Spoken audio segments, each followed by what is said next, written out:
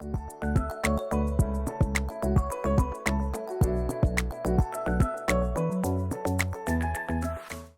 everybody, my name is Brooklyn, otherwise known as TheDramaticOtaku, and welcome to the very first WEEB wrap-up of 2026, this being the January and February WEEB wrap-up. No, I definitely didn't have to think about that, don't even. Now, before we begin, what is the WEEB wrap-up? It is my bi-monthly review series on which I review all the anime and manga I have read and watched over the last 2 months. There will be spoilers for everything I talk about, so you have been warned. But before we get into it, if you could please like and subscribe. I'm trying to hit 1,000 subscribers before Pride Month. Trying to hit 1,000 subscribers before Pride Month. So if you could please like and subscribe, please do so. And let's just jump into the reviews with January anime. So I only watched one anime. Well, I watched 2 anime in January. However, one of them was Wandance, and I have not finished Wandance, and I feel like I need to do a whole video just dedicated to Wandance because oh my god. The other anime that I watched in January was the final season of My Hero Academia. Now, this is a long time series that I've been watching. I've been watching it with my partner. When I found out that the entirety of My Hero was finished, we were like, fuck it, let's finish the series. I only made very few notes. One, Ochako is a lesbian. Shut the fuck up. Yes, I'll be that bitch.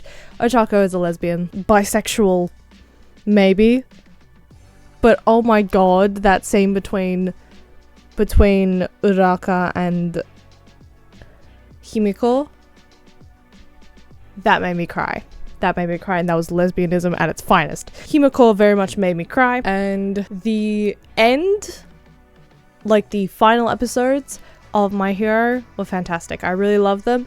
I am surprised at Darby's ending. I really wasn't expecting that, so that surprised me greatly. I don't know how I feel about Deku getting support gear to be a hero. I low-key think the ending is better if he doesn't become a hero, doesn't like stay a hero, he instead like teaches heroes. I don't know, I just feel like it gives more power to him being quirkless and staying quirkless, you know? So that's where my heart lies with My Hero. There were a couple twists and turns that I did not expect. Obviously, I've been spoiled on a lot of stuff for My Hero, but it was more so in the space of a lot of shippers who really liked Bakugo and who liked Uraka and all that sort of stuff, whereas all the stuff regarding Shigaraki I had no fucking clue for. So the fact that I found all this stuff out about Shigaraki, I was sitting there being like, oh my god, what the fuck? Girl, why was people not talking about Shigaraki half the time? Fuck off. Anyway, I gave the final season, or final seasons, because I watched the last 2 seasons of My Hero Academia, a 7.75 out of 10. The entire My Hero series I would give a 7, just because I really liked the very start. Didn't really like the direction it went in, but I did enjoy the way that the story arcs ended. So yeah, the 2 seasons itself is a 7.75. Really couldn't give it an 8. I just couldn't get myself to give it an 8. So yeah, anyway, that is all of the anime that I watched in January. Now moving on to January manga. Now we're gonna actually start with something that I read pretty much the last day of December. I didn't include this in my December WEEB wrap up because I was very depressed. I don't actually know where I've put it.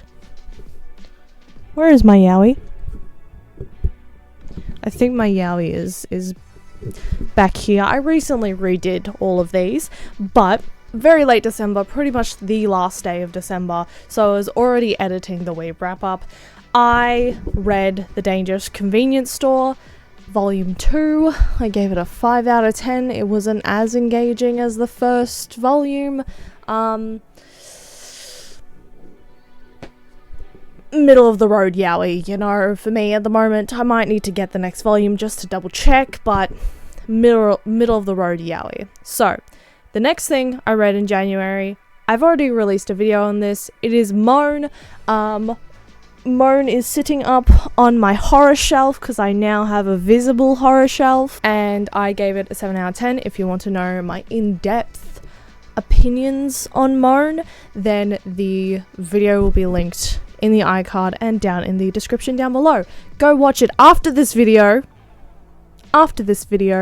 But if you want a little rundown, I got very pissed off because I knew about 50% of the stories in the short story collection, be that because of my own seeking out of Junji Ito, or because I swear to God, one of the stories was in another collection, but apparently it's not, then whatever. I gave it a 7 out of 10. I liked the short story collection, but wasn't just had a time, you know? Now, speaking of having a time and the fact that I watched the first episode of Wandance the anime, we have Wandance Volume 6. It is back there. Again, I will be doing a video on me rearranging my manga shelves soon, but it's back there. I finally got Volume 6 sent to me after complaining to Dimmicks because, oh my god, that pissed me off. So, Volume 6. This was such a dive right back in moment where I struggled to get into other manga and volumes. This is just a series that's just so easy to jump back into, and I've been wanting to get back into the series for so long. I think part of the benefit to this manga, and the thing that really immerses you into the world, is the addition of the music that the dancers dance to. I've said this in the past, but I'm gonna fucking say it again. And to a degree, you can line up the music to the visuals. And if you haven't read fast enough or have read too fast, you can sort of see, I don't know if it's just a me thing, but as I'm listening to the music, you can sort of see the hits that the dancers are doing to what beat, so you can sort of visualize that. And it's almost as if the pages and the characters are actually dancing and moving in front of you. It animates it in a sort of way. It's really interesting, and I think I enjoy that aspect so much due to the song fix I used to read on AO3 and Kofi and Wattpad, you know, that had songs or playlists that you were supposed to play with the chapters, though I did just ignore them in the past. It's just an additional layer that I have talked about before, and it's why I really love this series a lot. Plot-wise, we're still in the inter-school competition. Kabo loses and it becomes a battle between Kabe and Iori, and I really love this series. I can't give it more praise. I give it an 8.5 out of 10, maybe a 9. Volume 6 was really good. I really enjoyed it. As I said, I'm gonna say this every time I start a new set of volumes for Wandance whenever I collect them, but the addition of the music and actually going and playing the music is such an immersive tool for this series, and I love it so much. But we've talked about Volume 6, now we can talk about Volume 7. I didn't actually give this one a rating, but I did just write a little something.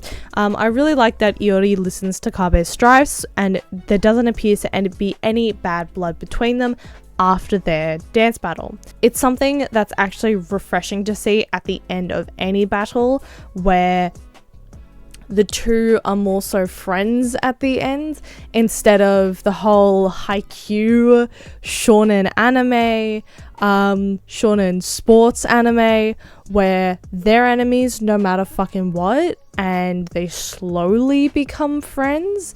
Whereas in the world of Wandance, the competitors are really just friendly. There isn't massively bad blood between them thus far. I have seen a character in volume 9 or volume 8 that I'm like sus of, but I really like that aspect. It's really chill, and it's just something that I enjoy about this series. I love seeing more of Wanda's backstory and seeing what helped push her and what has helped her grow as a dancer. It's really cool to see, especially digging more into Wanda, you know, the namesake of the manga. Anyway, now I've read volume 8. I clearly didn't review volume 8, and I'm saying that because volume 8's up there. I have definitely read volume 8. I didn't write down anything for volume 8 because I'm a fucking idiot, because here is volume 9. Fantastic. Well, for volume 7 and volume 8, I'm going to be giving Wandance. I'll give it a 7 for those 2 volumes. Just because I know I enjoyed them, but low-key I kind of smashed them together in my mind. So yeah, so at the moment I am reading volume 9, and I'm saying that because there is no manga for February. It's not like I haven't been reading in February. Because, oh, have I been reading in February? I've been really reading in February. I got through 6 full books in February. But they're not manga, so I'm not going to talk about them today. I will talk about them a different day in a different video. February anime. So I have one last anime for you all today. That's because I was watching the Wandance anime, but then stopped because something got real popular and I decided to watch it, and then it became my personality for the last month. Instead, we're going to be talking about Scarlet. So in February, I went to the movies to watch a couple different things. I went to watch Iron Lung. I think that was actually like January, but whatever. I went to watch Scarlet as well. Scarlet is the newest entry into the Studio Chooser catalog, which I saw no promotional material about this film whatsoever. I don't know if it's because I was fucking obsessed with the gay hockey fandom or what, but I saw nothing about this film. Nothing. And this is important to me because I have been to the last, I think, 3 Studio Chooser films. About every 3 years they release a fucking new one. The last one was Belle, and then it was Mirai. I saw promotional material for all 3 of those films. I saw fuck all for this one. The only way I actually found out about it and about there being a new Studio Chooser film is when I saw 2 cosplayers, 2 completely different cosplayers from the cosplay community in Melbourne, go to the movie and say good things about it. So I am bamboozled as to why I got no Crunchyroll emails about it, any anime forums or like any anime things. I saw 2 random cosplayers go to it and review it and like were excited for it, and I'm like, where the fuck? I'm confused. Anyway, talking about the actual film itself and not my complete loss for words as to why I saw nothing about it. Scarlet follows the young princess Scarlet, a girl whose father was murdered in front of her by her very own uncle. In her plot to avenge her father and attempt to kill her uncle, she dies and ends up in the other world, not the afterlife, the other world. Exploring the other world, a place between death and life, between space and time, a wasteland where the living explore. Scarlet makes it her mission to kill her uncle once and for all in the other world and have him turn into nothingness. When Scarlet meets a man from the modern era, a paramedic named Hideki, because Scarlet is a princess from 16th century Denmark. It's either 15th or 16th century Denmark. It's one of the 2. I really love this movie compared to the disappointment I had felt being slightly duped by Belle and being a little confused as to the romantic element there was in Suzume, Scarlet I think was an absolutely gorgeous movie. I loved the dragon, I loved the message of being able to forgive and give yourself grace, as well as the romantic element. It is much more evident in this film than it has been in the previous 2 films for me. As I said in my Suzume review, I could see where they were going with the romantic element, but I wasn't a fan of it. I really didn't understand why it had to be romance for that. Whereas in this one, I completely understand the romance element, and I think it's absolutely beautiful, and I love it so much. It made sense, unlike Suzume to me, and I very nearly cried at the ending, and I thought this was just all around a very good film. 8 out of 10, and that is unfortunately all for my first WEEB wrap up of the year. Now, in the next coming months, I do have a lot of reviews coming up. I do have a review of these books coming at the end of the month. Don't worry, it is more so going to be a little passion project that I have. That being said, what are your thoughts and opinions of what I have reviewed the last 2 months? Do you have any suggestions of what I should read and watch? What do you think about Wandance the anime? If you've watched it, I would very much like to know, because what the fuck am I watching? And I will see you guys in the next one. Once again, if you could please like and subscribe if you liked the video, I would greatly appreciate it. And I'll see you guys next time. Bye.